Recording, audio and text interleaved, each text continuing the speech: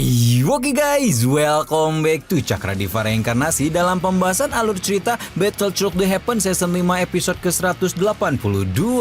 Seperti biasa, kita review dulu pembahasan alur cerita episode sebelumnya di mana Xiaoyan telah menyelesaikan baku hantam dengan suku Phoenix Iblis Surga setelah mengalahkan Kun Huang dan Ying Hua serta menawan Jiu Feng sebagai calon ketua suku masa depan hingga membuat Feng Huang tidak memiliki pilihan kecuali mengikuti permainan pemuda itu untuk tidak lagi ikut campur masalah internal suku naga Void kuno. Begitu berhasil menghalangi suku Phoenix Iblis Surga, Xiaoyan pun tidak mau membuang waktu lebih lama dan segera memimpin semua orang untuk menuju Pulau Naga Timur, apalagi setelah mendengar dari Feng Huang bahwa aliansi 3 Pulau Naga telah melakukan pengepungan besar-besaran. Nah, di episode kali ini kita akan melihat betapa ngerinya perang para kerang alias perang saudara versi naga Void kuno, di mana 3 raja naga telah mengepung Jian dan kekuatan gabungan mereka menyebabkan banyak tetua Pulau Naga Timur termasuk He King hampir saja kehilangan nyawa mereka. Gimana cerita selengkapnya? Langsung aja kita terobos.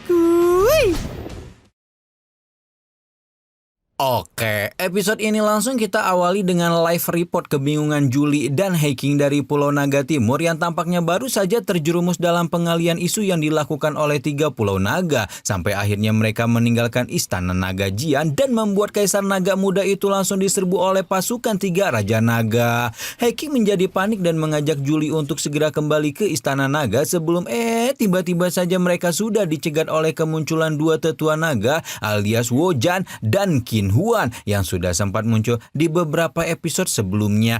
Masih ingat kan? Wojan menyampaikan pesan Raja Naga bahwa tidak ada bahkan satu nyamuk pun yang boleh kembali ke Pulau Naga Timur sebelum kemudian melahap inti iblis dari salah satu prajurit Pulau Naga Timur. He King tidak habis pikir dengan tindakan kejam Wojan yang tidak hanya menghabisi sesama naga Void kuno namun juga melahap inti iblis mereka. Qian Xuan menyarankan He King dan Julie untuk mengkhawatirkan diri mereka sendiri karena hari ini dapat dipastikan bahwa Pulau Naga Timur akan menemui kehancurannya. Tindakan yang sangat kejam dan tidak perikenagaan itu membuat Julie langsung meledak dalam amarah dan menghardik tindakan kurang ajar 3 Pulau Naga kepada kaisar mereka sendiri. Namun tegaran Julie justru membuat 2 tetua naga itu ngakak karena bagi 3 Pulau Naga, Raja Naga mereka adalah pewaris garis keturunan kaisar yang asli dan mereka sama sekali tidak pernah menganggap gadis kecil yang belum sepenuhnya dewasa seperti Jian sebagai kaisar naga. Omongan Huajan dan Qian Xuan tidak salah lagi, memang omong kosong yang hanya ditunjukkan untuk membuat mereka emosi. Namun He King tidak mau membuang waktu lebih lama karena dia khawatir Jian tidak akan mampu menahan gempuran dari 3 Raja Naga. Karena itulah tanpa banyak babi bu He King langsung menyerang 2 tetua dan membuat Julie meledak dalam kekhawatiran karena naga yang mereka lawan merupakan ahli banseng seluruhnya. Namun lagi-lagi He King yang sudah menjadi penjaga Jian sejak bocilnya tidak bisa tinggal diam mengetahui Kaisar muda mereka dalam bahaya dan tetap nekat memberikan perlawanan meskipun jelas kekuatannya tidak sebanding dengan seorang banseng. Dan benar saja, tidak menunggu lama He King langsung ditekan oleh 2 tetua hingga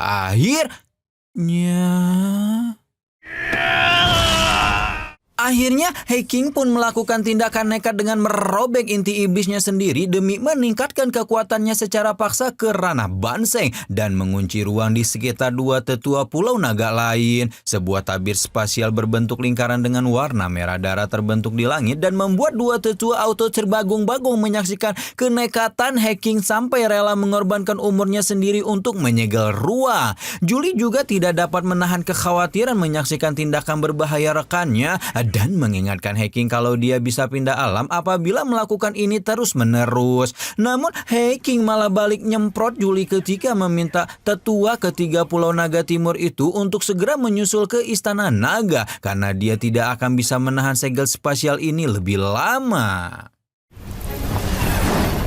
Melihat Heiking sudah sebegitu berkorban demi keselamatan Jian, Julie pun tidak memiliki pilihan kecuali mengikuti permainannya untuk membantu Kaisar Naga dan segera melesat ke arah Istana Naga yang sepertinya sudah menjadi medan pertempuran berdarah yang lebih mengerikan lagi. Wojan jelas tidak terima ditahan oleh banseng jadi-jadian seperti Heiking dan segera meledakkan kekuatannya sendiri yang menyebabkan penjaga Jian itu meledakkan seteguk cairan merah karena serangan balik dari segel spasial. Heiking masih mampu menahan ledakan energi pertama, namun ternyata Huojan tidak berhenti dan kali ini meledakkan energi yang jauh lebih besar hingga berhasil menghancurkan segel spasial Heiking hingga berkeping-keping.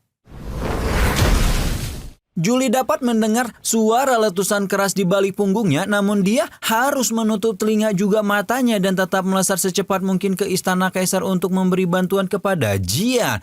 Di sisi lain, Heiking telah mengalami luka parah karena efek samping tekniknya sehingga Wojan pun meminta Qian Huan untuk fokus menghalangi Julie agar tidak sampai mengacaukan rencana 3 Raja Naga. Oke, sekarang kita tengokin dulu yuk Shoyen dan rombongannya yang sudah setengah jalan menuju Pulau Naga Timur. Ketika tiba-tiba saja dia merasakan tanda bahaya dari segel naga yang diberikan Jian dan langsung membuatnya mengajak seluruh rombongan untuk bergerak lebih cepat. Karena saat ini kepalanya sudah diliputi oleh pikiran buruk tentang keadaan temannya. Nah, sekarang kita balik lagi ke Pulau Naga Timur, tepatnya ke pertarungan antara Heiking yang udah bengek dan OTW digeprek oleh Wojan. Namun ternyata di tengah kondisinya yang sudah memprihatinkan, Heiking masih tidak mau diam dan menunggu kematian, melainkan berniat untuk membawa serta Wojan pindah alam bersamanya. Wojan sudah paham benar pola pikir naga Void kuno yang setia sampai mati pada pemimpin mereka seperti Heiking, namun dia juga tidak berminat mengikuti pola pikir tersebut begitu saja. Sebaliknya, Wojan justru ingin menunjukkan seberapa besar kesenjangan kekuatan antara Pulau Naga Timur dan 3 pulau naga lainnya, sehingga nantinya Heiking akan paham seberapa tidak pantas gadis kecil palsu dari pulau naganya itu mengklaim diri sebagai Kaisar Naga.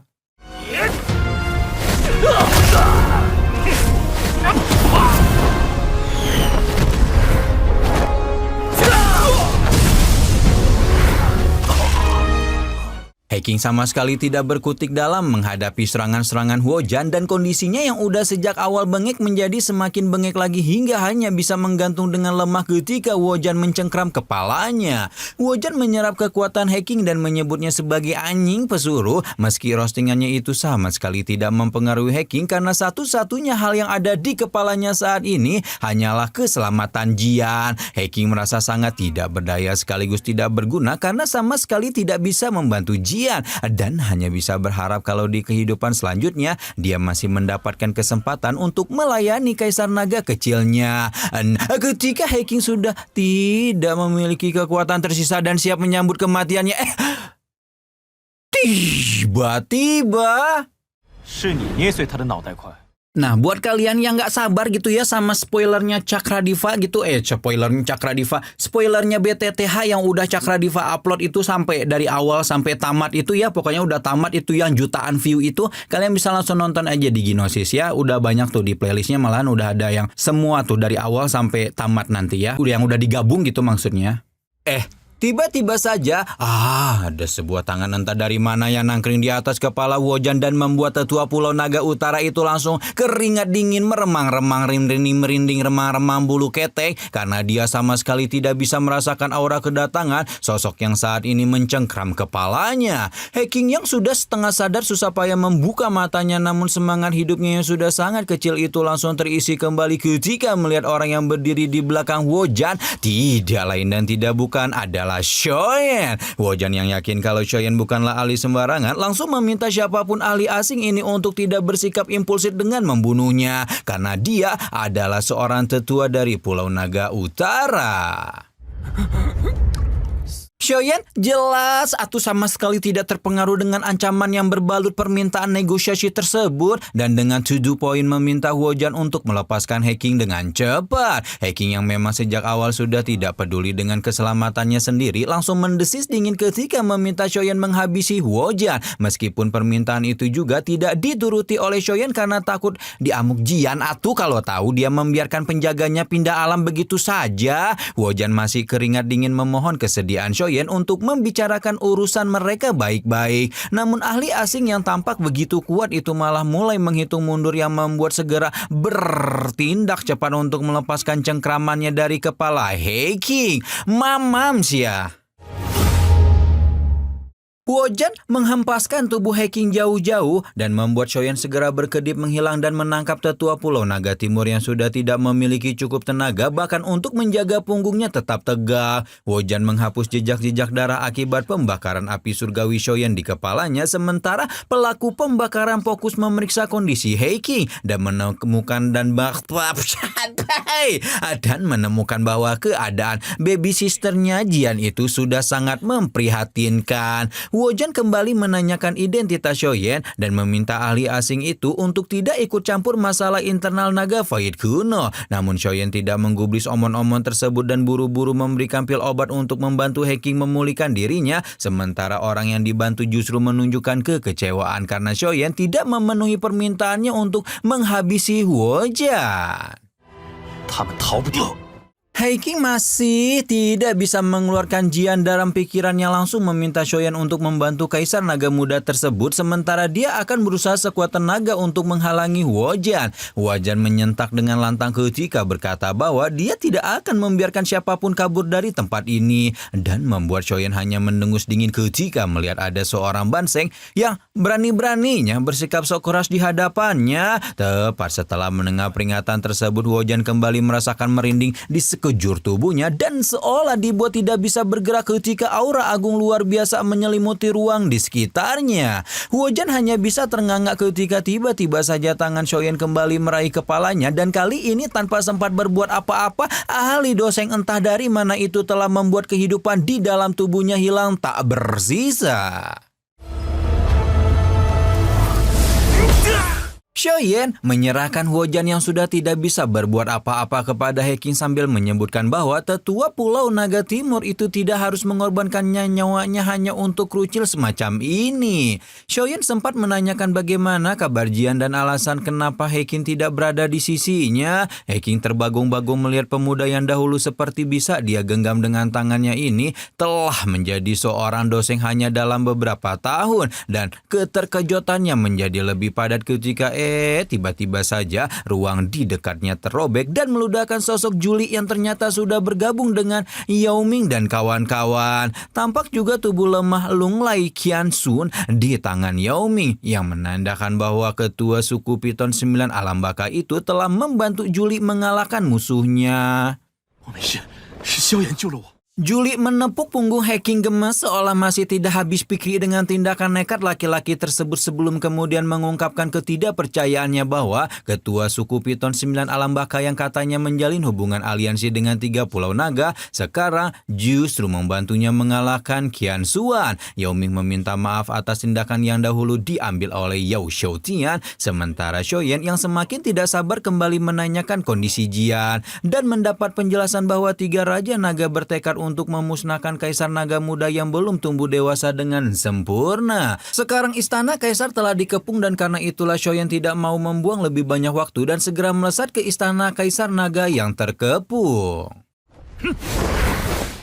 Oke, sekarang kita lihat situasi di dalam Istana Naga di mana sesuai dengan prediksi Juli, keadaan Pulau Naga Timur benar-benar sangat terpojok, di mana bahkan tetua agung mereka sendiri yaitu King San telah sepenuhnya ditekan oleh komandan pertama Pulau Naga Barat yang bernama Suanmo. Suanmo mengingatkan King San bahwa 3 Raja Naga pasti akan menaklukkan Jian dan dia akan membiarkan tetua agung Pulau Naga Timur itu menyaksikan sendiri bagaimana nasib Kaisar Naga Muda yang begitu mereka agung-agungkan. Meskipun dipojokkan sedemikian rupa, tatapan tajam di mata King San masih tidak berubah ketika menyebut bahwa 3 Raja Naga telah memicu perang saudara di antara Naga Void kuno dan karena itulah bahkan jika di Pulau Naga Timur hanya tersisa dia seseorang, King San akan tetap menggaungkan perlawanan demi menumpas para pelanggar kebenaran.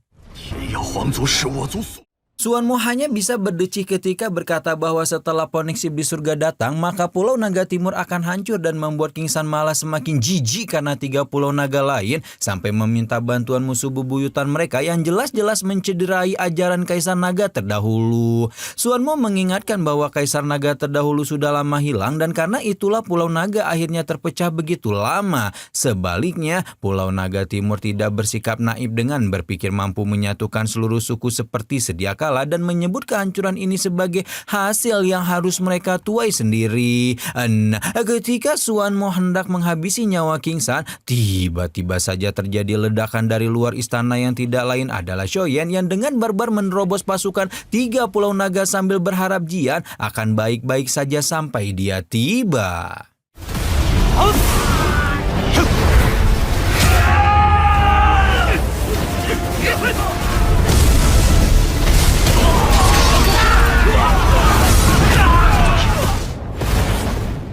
Ih gila sumpah Shoyen keren banget loh pakai armor terbarunya. Ingat nggak kalian dulu pas pertama kali dia ke akademi? Itulah pokoknya pas dia pertama kali ke akademi itu loh yang perang pakai armornya tuh masih biru, sekarang udah merah dewa gitu ya guys ya. Nah guys, kemarin Cakradiva nemu yang bikin konten BTTH ini tuh nganggapnya itu BTTH ini tuh makin sampah gitu ya. Masa katanya dia itu masa Shoyen doseng gitu ya, baru gitu doseng baru jadi gitu ya, bisa lawan 3 doseng naga kuno sekaligus yang levelnya jauh di atas Shoyen. Sebenarnya males ditanggepin sih ya guys ya, karena kan hak masing-masing orang kan mau bikin konten apa aja suka-suka dia, konten-konten dia gitu. Cuman takutnya kalian yang belum begitu paham juga jadi kebawa-bawa gitu, punya penyakit hati kayak si yang bikin itu postingan. Efeknya orang baru di dunia Donghuan tuh nanti dikasih kuota jadi makin ngelantur pembahasan dia. Jadi gini ya guys ya, pertama Shoyen itu MC, wajar kalau dia OP. Shoyen itu udah OP dari lahir karena dia itu keturunan Dodi. Dodi itu tuh dewanya para dewa di BTTH. Kedua, Shoyen punya api surgawi sampai beberapa biji di badannya. Orang punya satu aja udah dianggap wow sekali. Ini punya beberapa biji, enggak wow gimana? Nah, ketiga, ya suka-suka yang bikin cerita atulah ya. Mau dibikin Shoyen gembel kek, jadi apa dewa kek, ya suka-suka dia. Ya enggak guys? Heran banget tiap minggu lihat postingannya tuh jelek-jelekin BTTH aja terus. Coba kalau kalian nemu postingan yang Cakradiva maksud, komen aja. Suruh yang bikin cerita itu tuh bikin postingan itu tuh bikin cerita dia sendiri gitu. Bikin Donghua sempak basah nggak kering-kering kayak apa gitu yang bikin dia bahagia gitu ya. Ya sebenarnya nggak ada keuntungan dan kerugian lah ya buat Cakradiva bela-belain BTTH. Toh juga dulu Cakradiva itu yang channel yang udah 800k itu juga kena tuh sama BTTH. Cuman kasihan aja yang nggak tahu ceritanya BTTH dari awal jadi kebawa-bawa julidnya gitu nanti. Bikin nggak bisa julid ya digedein. Itu kan penyakit hati namanya guys. Kayak Cakradiva dong. Lihat ada Donghua jelek ya nggak dibahas dan nggak dijulitin gitu ya guys ya. Udah di komen ya. Yang tag Cakradiva minta pendapatnya soal postingan itu. Udah, jangan tag-tag lagi yang begini-begini ya. Mending kita nikmatin yang ada di depan mata. Kalau nggak sesuai dengan yang kita mau, ya tinggal jangan diikutin. Atuh, oke?